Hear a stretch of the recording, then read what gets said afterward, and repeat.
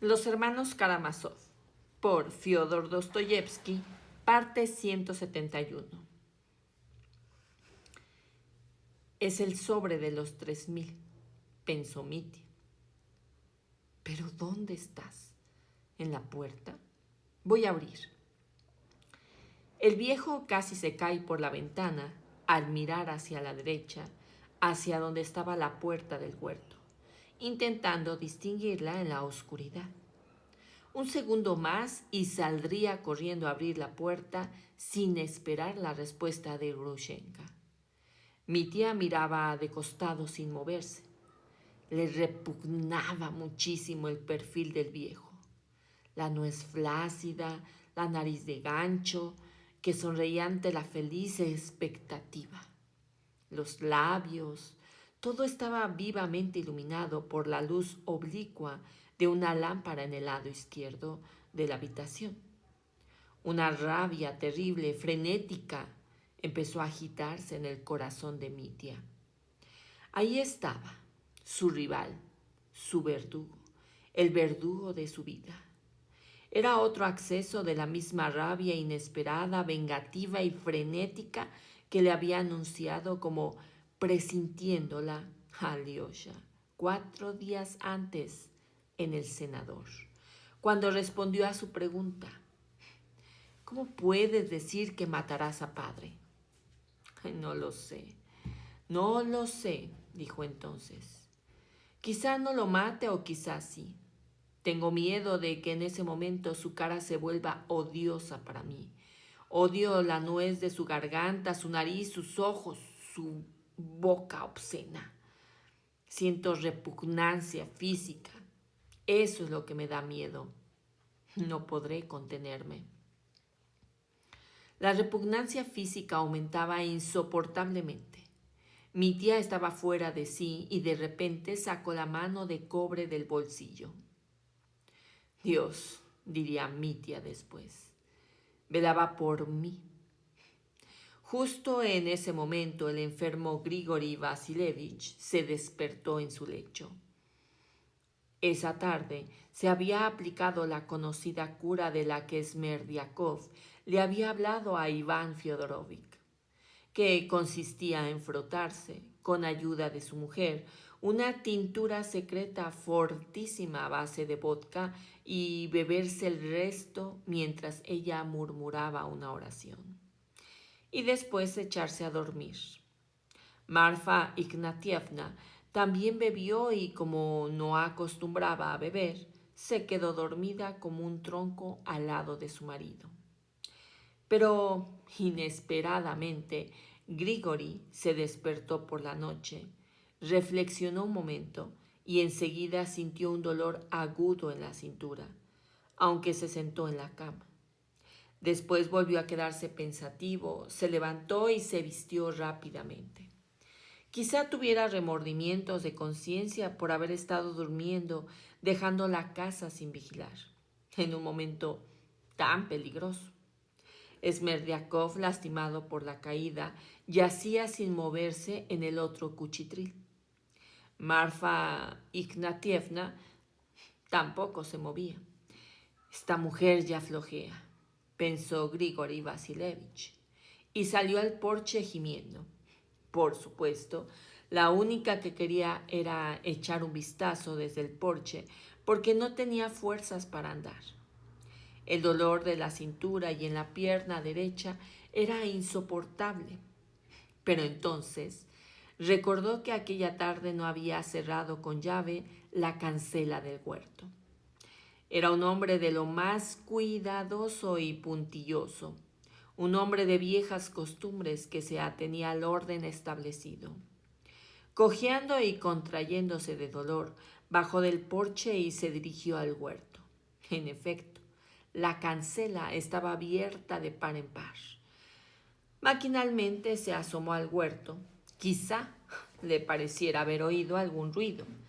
Al mirar a la izquierda, vio la ventana abierta en el dormitorio del señor. La ventana estaba vacía y ya nadie miraba por ella. ¿Qué hace abierta? No estamos en verano, pensó Grigori, y de pronto, justo en ese momento, algo extraño atravesó el huerto. A unos 40 pasos corría lo que parecía un hombre, una sombra que se movía con mucha rapidez.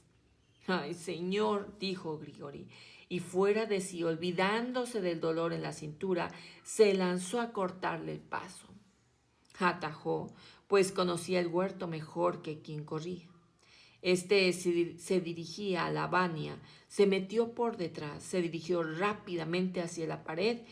Grigori lo seguía sin perderlo de vista, corría frenético. Llegó a la valla justo en el momento en que el fugitivo intentaba saltarla. Fuera de sí, Grigori empezó a gritar, se lanzó contra la valla y con las dos manos le agarró la pierna. En efecto, su presentimiento no lo había engañado, lo había reconocido. Era él, el monstruo de Parricida.